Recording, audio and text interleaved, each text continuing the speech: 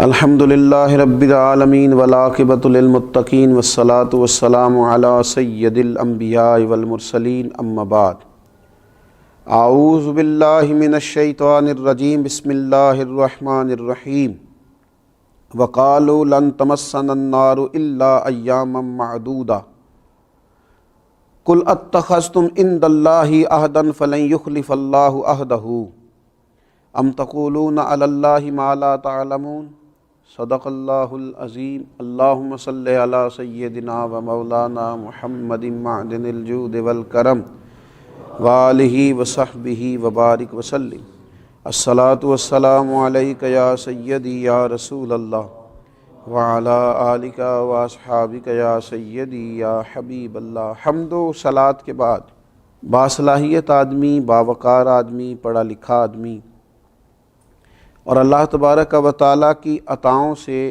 مضبوط ذہنی اور فکری بنیادیں رکھنے والا آدمی بھی بعض اوقات زندگی میں کوئی کارنامہ سر انجام نہیں دے پاتا۔ اس کی وجہ یہ ہوتی ہے کہ ڈھیر سارے لوگ ایسے ہوتے ہیں جو اپنی زندگی خوش فہمیوں میں گزار دیتے ہیں۔ اسی طرح بڑے لوگوں کے بیٹے، ان کے مزاج کے اندر بھی خوش فہمیاں اس قدر زیادہ پیدا ہو جاتی ہیں کہ وہ بھی اپنی زندگی میں کوئی کارنامہ نہیں کر پاتے۔ یہ جو خوش فہمیاں ہوتی ہیں نا انسان کی، یہ اس کے لیے بہت بڑی روحانی بیماری بن جاتی ہے، ایک بہت بڑا روگ بن جاتی ہے۔ خود بخود کچھ لوگ اپنے لیے کچھ چیزوں کا تعین کر لیتے ہیں، کچھ معاملات طے کر لیتے ہیں کہ یہ فلاں چیز میرے پاس الحمدللہ موجود ہے، اور خوش فہمی ایک بہت بڑا حجاب بن کر آنکھوں کے سامنے آ جاتی۔ اور جس دور میں میں اور آپ رہ رہے ہیں، اس دور میں تو ڈھیروں لوگ ہیں جو خوش فہمیوں کا شکار ہیں۔ اور ہمارے دینی، مذہبی، روحانی ماحول کے اندر تو آپ دیکھیں اس قدر زیادہ خوش فہمیاں، میں فلاں پیر صاحب کا بیٹا ہوں، میری فلاں جگہ نسبت ہے، میں فلاں تعلق رکھتا ہوں، فلاں کے ساتھ بھئی اچھے گمان رکھنا برا نہیں۔ اللہ والوں کی نسبت بڑی چیز ہے، خدا دے یہ دولت تو یہ بڑی چیز ہے، لیکن آپ یہ بھی تو دیکھیں جن کی نسبت پر آپ اتنی خوش فہمی کا اظہار کر رہے ہیں ان کا مزاج کیا تھا۔ وہ کبھی کسی خوش فہمی کا شکار نہیں ہوئے، بلکہ انہوں نے ہمیشہ کوشش کی کہ جد و جہد کریں، اعمال صالحہ جمع کریں، اللہ تبارک و تعالیٰ کی رضا والے کام کریں، صبح و شام اپنا محاسبہ کریں، اپنے آپ کو اس قابل بنائیں کہ اللہ تبارک و تعالیٰ رحمت فرمائے اور رب کی رحمت متوجہ ہو اور ان کے لیے اللہ تعالیٰ جنت کا فیصلہ فرمائے۔ لیکن ڈھیر ساری خوش فہمیاں۔ قرآن مجید فرقان حمید نے یہ اہل یہود کا طریقہ بتایا ہے کہ وہ بہت خوش فہمیوں کا شکار تھے۔ کہیں تو وہ کہتے تھے کہ ہم اللہ تعالیٰ کے بیٹے ہیں، اللہ کے پیارے ہیں معاذ اللہ۔ کہیں وہ کہا کرتے تھے کہ یہ جو آخرت کا گھر ہے نا قیامت کا، ہے ہی فقط اہل یہود کے لیے۔ کن ان کانت لکم الدار الآخرۃ عند اللہ خالصۃ من دون الناس فتمنوا الموت ان کنتم صادقین۔ تو اللہ فرماتا ہے محبوب علیہ السلام آپ ان سے کہیے کہ اگر آخرت کا گھر خالص تمہارے لیے ہے، دوسروں کو چھوڑ کر صرف تم ہی جاؤ گے جنت میں، تو پھر موت کی تمنا تو کرو۔ مرنے کے بعد ہی جانا ہے نا تمہیں جنت میں، تو تمنا تو کرو ان کنتم صادقین، اگر تم سچے ہو۔ لیکن ہرگز کبھی موت کی تمنا نہیں کریں گے، کیونکہ انہیں پتہ ہے انہوں نے آگے کیا بھیجا ہوا ہے، تمنا نہیں کریں گے۔ لیکن روز دعویٰ کرنا، آپ دیکھ لیں بہت سارے لوگ آپ کو ملیں گے، ان کا دعویٰ ہے اوہو الحمدللہ بڑی نسبت ہے، بڑی ثنا خوانی کی ہے، بڑا کام کیا ہے، فلاں کام بڑا کیا ہے، لیکن محلات بھی بناتے جا رہے ہیں، تعمیرات بھی ہوتی جا رہی ہیں، بنگلے بھی تیار ہو رہے ہیں۔ بھئی اگر آخرت کا گھر آپ کے لیے بقول آپ کے، تو پھر آپ کا اٹھنا بیٹھنا آنا جانا تو بتاتا ہے کہ آپ تو مرنے کو تیار ہی نہیں ہیں، آپ کا تو ذہن ہی نہیں ہے، آپ کا تو کوئی ارادہ ہی نہیں ہے، آپ تو دنیا داری اس طرح جمع کر رہے ہیں اس طرح ہمیشہ یہی رہنا ہے، جانا ہی نہیں۔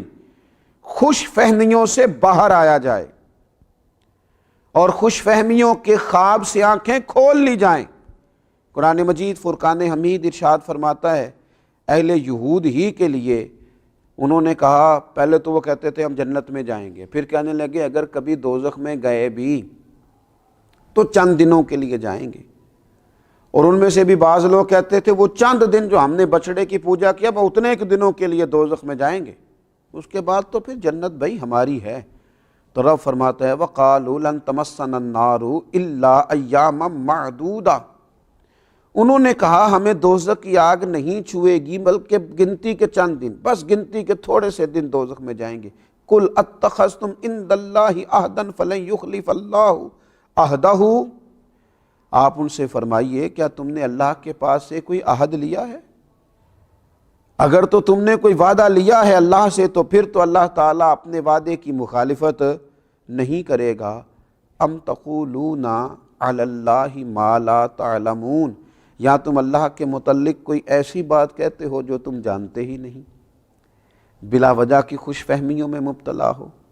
خوش فہمیوں میں کبھی مبتلا نہ ہو، زندگی حقیقت پسندانہ گزاریں، من آنم کے من دانم، چومتے رہیں لوگ آپ کے ہاتھ، لگتے رہے آپ کے نعرے، چھپتے رہیں آپ کے اشتہار، ہوتی رہے آپ کی تعریفیں، نہ آپ کبھی کسی خوش فہمی کا شکار نہ ہو۔ من آنم کے من دانم، آپ جو ہیں اس کا آپ کو پتہ ہونا چاہیے، آپ کے سجدوں میں کمی نہ آنے پائے، آپ کے استغفار میں کمی نہ آنے پائے، آپ اپنے رب کو راضی کرنے میں کبھی کسی سستی کا اظہار نہ کریں۔ اللہ کے بندوں کی شان یہ ہے کہ والذین یبیتون لربہم سجدا وقیاما، رات سجدے اور قیام میں گزارتے ہیں۔ والذین یقولون ربنا اصرف عنا عذاب جہنم ان عذابها کان غراما، ساری رات سجدے اور قیام میں گزارنے کے بعد صبح کہتے ہیں مالک ہم سے اپنا عذاب دور رکھیو، بے شک تیرا عذاب بڑا سخت ہے، ہمیں سزا نہ دیجیو۔ اور راتی ساری کر کر زاری، نیند اکھاں تھی توندے، تے فجرے اوہی گناہگار کہاون سب تو نیویں ہوندے۔ خوش فہمی میں مبتلا نہیں، امیر المومنین خلیفۃ المسلمین، پیک کرے صدق و صفا، پیک کرے شرم و حیا، داماد مصطفیٰ صلی اللہ تعالی علیہ وسلم حضرت سیدنا عثمان غنی رضی اللہ تعالی، کئی بار میرے نبی پاک علیہ السلام نے فرمایا عثمان جنتی ہے، عثمان جنتی ہے، عثمان جنتی ہے۔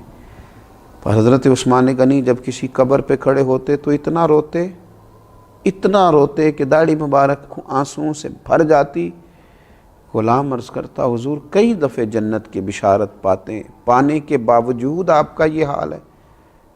تو فرماتے تمہاری بات درست ہے، میرا یقین بھی کامل ہے کہ مجھے میرے رسول پاک علیہ السلام نے جنت کی بشارت دی ہے، پر جس محبوب نے وہ بشارت دی انہی نے فرمایا تھا کہ آخرت کی منزلوں میں سے، قیامت کی منزلوں میں سے پہلی منزل قبر ہے، جو یہاں سے کامیاب ہو گیا وہاں بھی ہو جائے گا، جو یہاں ناکام ہو گیا وہاں بھی ناکام ہو، لہذا ڈر آتا ہے، خوف آتا ہے، کہیں اللہ تبارک و تعالی ناراض نہ ہو جائے، خوف آتا ہے۔ یہ ہے خوش فہمیوں سے نکل جانا، حقیقت پسندانہ زندگی گزار۔ یہ روگ ہے بہت بڑا، بڑے سارے لوگ ہیں بڑا کچھ بن گئے، میں ٹیچر ہوں، میں بزرگ ہوں، میں قاری صاحب ہوں، میں علامہ صاحب ہوں، میں پیر صاحب ہوں، میں استاد صاحب ہوں، میں فلاں صاحب ہوں، بن گئے بس ٹھیک ہے بن گئے۔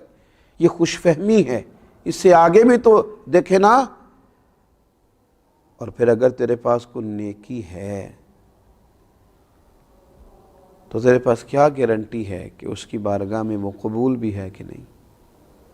جو رب کے بندے تھے وہ تو قبولیت کے لیے ترستے رہے، ساری زندگی دعائیں مانگتے رہے کہ کریم تو قبول فرما لے۔